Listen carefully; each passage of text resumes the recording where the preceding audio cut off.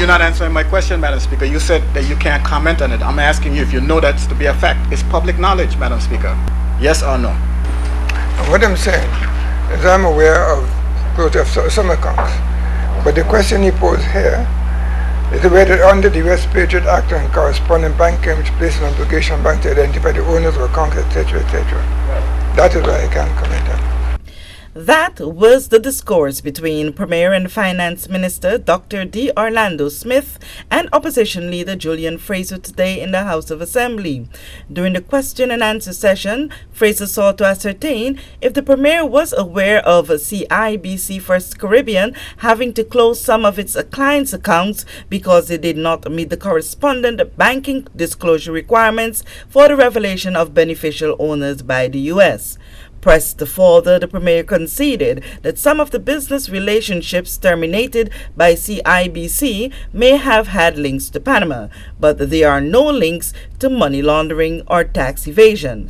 Fraser then sought to find out if the government is providing any assistance to help resolve the challenges these institutions are having to find local banks to meet their obligations, such as the payment of licensing fees. That discussion is ongoing. Between the government and the Financial Services Mission, there's a continued dialogue with the industry and the banks. Premier Smith also revealed that at least a dozen local businesses have been affected by the so-called de-risking by correspondent banks who facilitate overseas transactions. Madam Speaker, to date we have 12 companies that have received correspondence from some banks expressing intention to terminate business relationship. I'm also aware that some of the affected companies have been working very hard to seek alternative arrangements with other establishments in order to ensure that they're able to pay the requisite fees as they fall due. Madam Speaker, you said 12 companies out of 500,000?